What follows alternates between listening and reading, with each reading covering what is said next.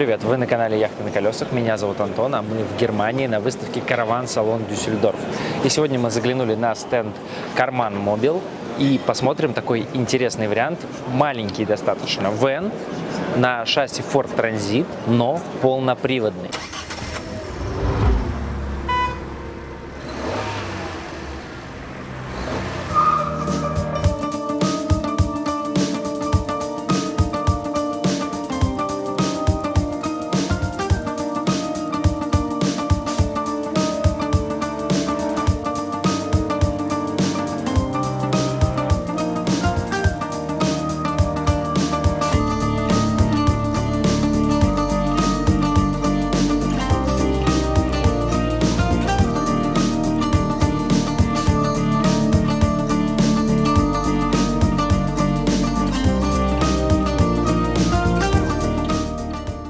Dexter 4×4 называется модель, ну дальше там еще есть индекс планировки и, собственно говоря, длина, ну длина у нас, так понятно, 5,98, ну то есть без 2 сантиметров 6 метров длина, 2 метра и 6 сантиметров ширина и высота 2,79.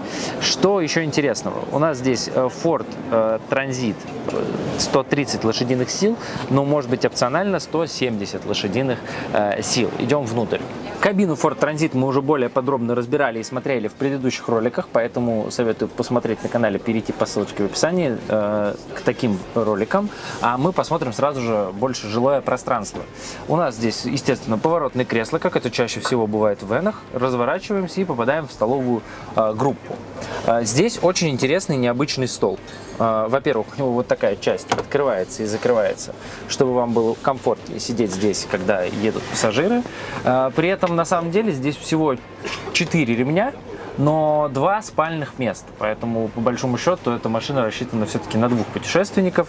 И второй момент, почему стол интересный, у него есть еще и раскладная часть, то есть такой просто максимальный трансформер. И это на самом деле, на этом функции стола не заканчиваются, но мы к этому еще позже придем. По качеству отделки. Ну, сделано достаточно стильно, опять-таки это все-таки среди полноприводных вэнов весьма бюджетный вариант, и поэтому в отделке в целом это местами заметно. Это видно и в дизайне, что это достаточно простенькие решения, и там в качестве того, как, например, вот затянуты эти подлокотники. То есть да, они в кожезаме, комбинированные с тканью, с таким велюром, но при этом вот как-то так мешковато они здесь сидят, но с другой стороны, что мы хотим? Мы же не ждем здесь какого-то качества Hummer, ну и стоит это в разы дешевле. При этом должен отметить, что чисто визуально, на мой личный вкус, выглядит это все весьма стильно и изящно. Кухонный блок. Открывается у нас одно стекло, второе стекло тоже открывается. Здесь у нас мойка и плита на 2 огня с пьезо-поджигом. Кран стоит прямо на столешнице, и в принципе на столешнице даже есть еще какое-то место. Но она никаким образом у нас не расширяется, потому что в торце у нас расположился холодильник от Dometic. 90 литров объем, судя по всему. Чуть-чуть он как будто другой формы, чем я видел ранее. На стенде здесь информация про холодильник, объем не указана. И вообще на стендах часто не хватает какой-то информации, поэтому переходите по ссылочке в описании и смотрите. Вот про объем бака воды я тоже сказать не могу. Кажется, он здесь 70 литров, вроде как. Но это не точно, не 100%. Ну, примерно плюс-минус в этом диапазоне. Да, когда открывается холодильник, при этом это достаточно дорогая версия, когда у нас открывается и в одну сторону, и в другую. И это удобно, потому что в вэне вы можете вот так вот с кухни с этой стороны открыли, а когда вы сидите на улице, вы с другой стороны открыли и достали, например, там, баночку пива. Ниже у нас на кухне есть 3 ящика, один для вилок, ложек, столовых принадлежностей верхний, и внизу 2 еще просто ящика. И в замке фиксаторы сделаны любопытно, push-open система, то есть мы нажимаем на ручку, и она у нас, собственно говоря, появляется, мы можем за нее потянуть и открыть ящик. И там в движении мы сразу можем понять, что опа, ящики у нас открыты. Надо сделать вот так вот. Выше над кухонным пространством есть вот такая подсветка. В 2 режимах касаемся сенсорной кнопки в торце, вот этой трубочки. И у нас появляется первый режим освещения, второй режим освещения. Еще выше расположился пульт управления всеми системами автодома. Аккуратная вот такая изящная сенсорная панель. Здесь мы включаем и отключаем насос, проверяем состояние воды в баках. Справа печка Трума, пульт управления, iNet Ready, есть значок. И что у нас? Трума у нас дизельная здесь, это на самом деле классно. потому что она у нас питается топливом из общего бака дизельного. И 4 киловатта мощность печки. Для небольшого вена в целом должно быть достаточно. Дальше есть ящики, которые продолжаются и в спальне. Интересная ручка, тоже такую первый раз встречаю. Она же замок-фиксатор. Просто тянем ее чуть-чуть вниз и открываем. То есть, по сути, в использовании мы даже не понимаем, что мы разблокируем этот замок.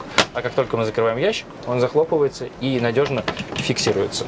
Напротив у нас санузел. Я сейчас, по сути, нахожусь в душевой кабине, и душевая кабина отделяется от туалета вот такой жесткой дверкой. То есть никаких лишних шторок, и все, и мы, по сути, в душе. У меня скрипит что-то под ногами, вы можете слышать. Это не потому, что прям там что-то плохо сделано, просто здесь лежит деревянный поддон, чтобы вы не царапали, деревянный такой вкладка в пластиковый поддон, чтобы мы его не царапали, когда заходим сюда в туалет, а не мыться. И вот они друг об друга немножко скрипят. В целом, думаю, в этом ничего такого страшного сильно нет. Тедфорд туалет с электросмывом. Тут все по классике, 20-литровая кассета должна быть. И вот таким образом открывается раковина прямо над туалетом. Раскладывается кран. И там же спрятались и шкафчики. Аккуратно вот так она закрывается. Есть подстаканничек небольшой. И по большому счету все. Если интересно, вот только то, что у нас здесь вот такая гибкая дверка, которой весь этот санитарный блок и закрывается.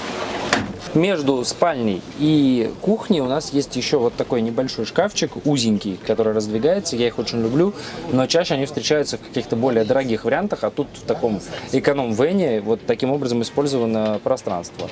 Я ставлю лайк за это. Выше есть небольшая просто полочка, как прикроватная тумбочка. В изголовье есть карманы и два светильника с USB-розетками, с сенсорной кнопкой включения и даже режимом таким ночничка, чтобы мы видели кнопку. С противоположной стороны небольшой шкафчик, даже с палкой гардеробный, но, правда, в этом месте я не уверен, что можно что-то повесить.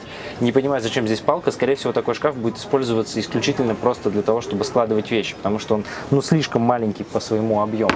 Дальше в ногах есть еще один шкафчик для хранения вещей, и в ногах также есть окошко. Сама кровать, что могу сказать? Матрасы приятные, достаточно жесткие и лежат на ламельном основании. По размеру кровати здесь у нас где-то 1,90 м. Судя по тому толщине стенок и ширине самого автодома. А вот ширина кровати, я не могу точно сказать, потому что нету размеров, а я сегодня забыл свою волшебную рулетку, но навскидку здесь между 120 и 140 сантиметров, наверное, где-то 130, но скорее 120, 125, где-то так ширина кровати. Чтобы получить багажник, нам нужно сделать вот так. Раз. Поднять вот это ламельное основание и получаем уже, собственно, багажник. Что здесь интересного? Есть вот такая дверка и там получается большая ниша для хранения вещей. Есть полочка с доской, но выглядит как металлическая, но это доска сверху с прорезиненным таким покрытием. Есть дощечка, которая перекрывает вот это багажное отделение от жилого пространства, отделяет. Но эту полочку использовать не обязательно, это просто такая возможность создать второй дополнительный пол и разграничить как-то вещи. Например, что-то более грязное положить, сверху положить эту доску и уже сюда сложить более чистые вещи. Для такой компактного варианта, как вен, это достаточно неплохой момент. И что у нас здесь дальше? Вот что еще интересно, здесь есть возможность подключить уличный душ. Учитывая, что душ компактный, есть специальные отдельно опциональные вещи, пристегивается палатка, например, к этим дверям, или просто ставится как что-то, или можно там помыть собаку, велосипед, в принципе, без каких-то дополнительных палаток, но главное, что душ можно здесь подключить. А с противоположной стороны у нас, сейчас защелочки открываем, они плотно прижимают, здесь у нас газовый отсек и устанавливается, непонятно почему на самом деле два крепления, потому что два баллона здесь не встанет. Вот, здесь поместится один баллон на 22 литра объемом, но почему-то есть два крепления. Наверное, его можно как-то по-разному установить. Не знаю, напишите в комментариях, что вы думаете на тему этого газового отсека, потому что, на мой взгляд, он какой-то странный, я лично такие еще не встречал.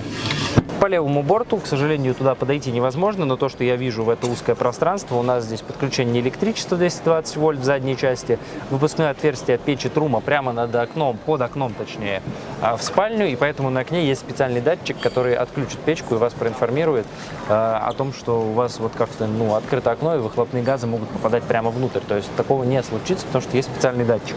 Дальше есть кассета биотуалета, и, в общем-то, по левому борту это все. По правому борту у нас, по сути, только основная большая входная входная дверь, естественно, с центральным замком, потому что у нас цельнометаллический фургон. И есть приятный бонус. Вот это вот здесь вот такую направляющую мы видим. Это нам говорит о том, что вот этот столик, то, что я обещал, есть еще одна функция. Его можно поставить сюда, на улицу, и воспользоваться им, когда вы сидите около автодома, а не внутри. Москитной сетки здесь я, к сожалению, своему не наблюдаю. То есть вот эта дверь, если открыта, то это уже все общее пространство с улицей. Или надо дверку закрывать. Karmann Mobile Dexter 560/4×4 мы сегодня с вами посмотрели. Эконом-вэн, при этом полноприводный. В принципе, весь он сквозит такими эконом-решениями, но, возможно, именно вам это подходит ввиду того, что там сочетание цена, но при этом полный привод, не знаю.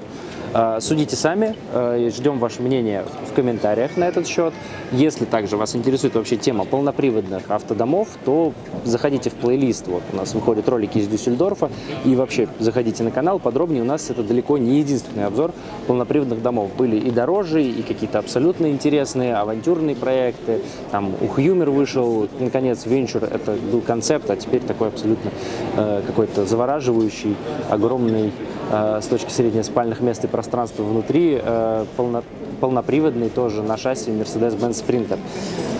Подписывайтесь на канал, чтобы эти ролики на будущее не пропускать, если пропускали. А если вы все это смотрели, то значит вам точно есть что сказать в комментариях. Ставьте колокольчик, чтобы получать уведомления о новых роликах. Меня зовут Антон. До новых встреч. Пока.